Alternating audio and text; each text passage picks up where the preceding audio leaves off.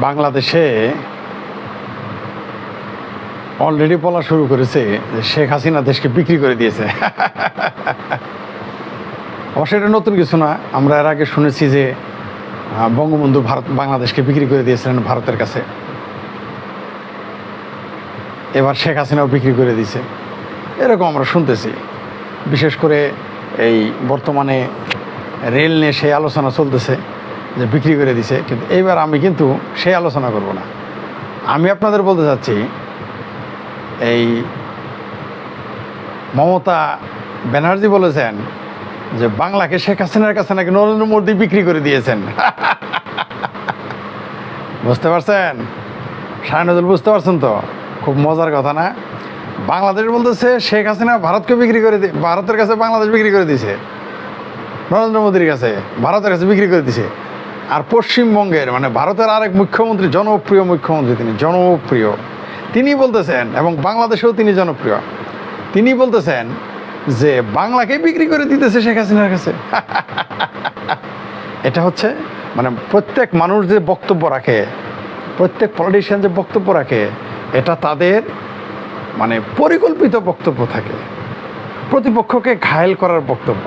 আসলে বাস্তবতা থেকে তাদের বক্তব্যের সাথে বাস্তবতার মানে ন্যূনতম সুযোগ নাই মিল হওয়ার।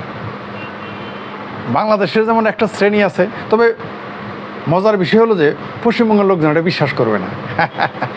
মানে তৃণমূলও যারা করে, আমি শিওর যে যে বাংলাকে বিক্রি করে দিতেছে এই শেখ হাসিনার কাছে বা বাংলাদেশের কাছে, এটা তৃণমূলের 99% লোক বিশ্বাস করে না। তারা জানে রাজনৈতিক বক্তব্য। কিন্তু যারা বাংলাদেশে বিশ্বাস করে যে ভারতের কাছে বাংলাদেশকে বিক্রি করে দিচ্ছে, যারা 99% বিশ্বাস করতেছে, যারা এটা মানে। এই দেশে যারা হিন্দুস্তান বয়কটি গ্রুপ, তারপর আপনার হিন্দুদের না দেখতে পারা, তারপর একাত্তরে পরাজিত শক্তি, মানে তথা হেফাজতে পাকিস্তান যারা, তারা কিন্তু এটা বিশ্বাস করে যে বাংলাদেশকে বিক্রি করে দেওয়া হয়ে গেছে ভারতের কাছে। তো বাবা, আজকে যারা বলতেছো না যে শেখ হাসিনা বাংলাদেশকে ভারতের কাছে বিক্রি করে দিয়ে গেছে, দিয়ে ফেলছে, তাদের বাচ্চা ছাড়া কিন্তু বলছে সে বঙ্গবন্ধু ভারতের কাছে বাংলাদেশ বিক্রি করছে। তো এক ছাগল কয়বার বিক্রি হবে? এক গরু কয়বার বিক্রি হবে? এক বাঘ, এক হাতি কয়বার বিক্রি হয়? ভারতে এতই বোকা, একটা দুইবার করে কিনবে। এতটুকু বোঝার মতো আকল তাদের নেই, আর যাদের আছে তারা এগুলো কয়ে বেড়ায়। ঠিক আছে?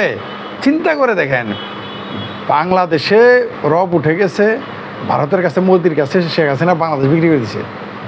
কি আজব ঘটনা! মানে কত টাকা কেজি ধরে বিক্রি করলো তাকেও বলে নাই। কিন্তু অলরেডি মমতা উল্টা বলতেছে।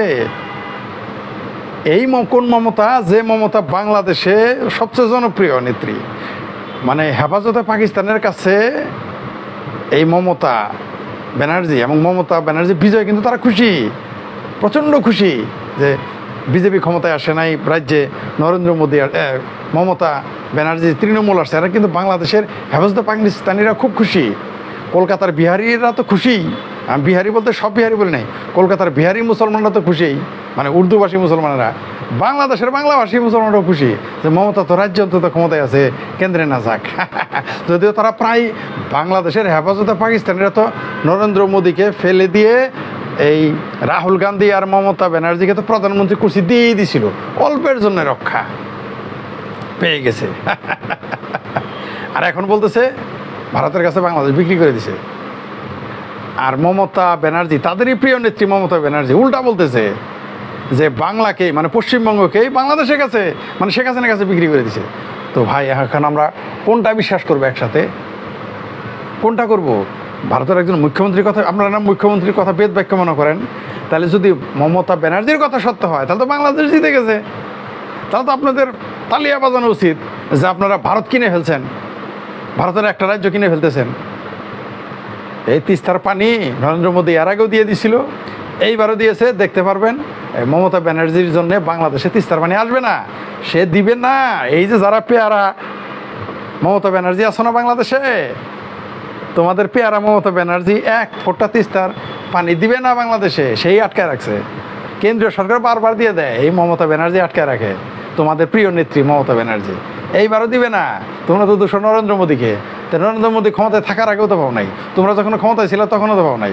আবার এখন তোমাদের পছন্দিদা মুখ্যমন্ত্রী পশ্চিমবঙ্গের ক্ষমতায়। বরং বিজেপি যদি পশ্চিমবঙ্গের ক্ষমতায় আসতো, আমি আপনাকে 100 ভাগ লিখে দিতে পারি, 100% নিশ্চিত বাংলাদেশে পানি পরের দিনই দিত, পরের দিনই তিস্তার পানি পাইতাম আমরা। বরং মমতা ব্যানার্জির জন্যই পাচ্ছি না। এই কথাটা বললে আমি জানি অনেক হেফাজতে পাকিস্তানের মন কালা হয়ে যাবে। আর আমার বলে ভারতের দালাল।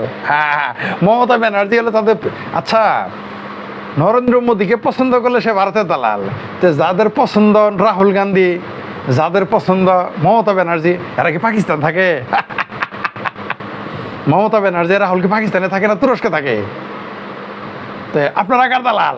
যারা রাহুল গান্ধীর পক্ষে কথা বলেন, যারা মমতা ব্যানার্জির পক্ষে কথা বলেন, তারা কার দালাল? খুব মজার না? কি আশ্চর্য ব্যাপার!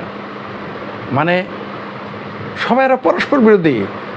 তাহলে আমরা কোনটা মানবো? বাংলাদেশের হেফাজতে পাকিস্তানি ও ইন্ডিয়া পকেট গ্রুপ যে বলতেছে শেখ হাসিনা বিক্রি করে দিয়েছে ভারতকে, ভারতের কাছে বাংলাদেশকে, তাহলে এখন আমরা কাটটা মানবো?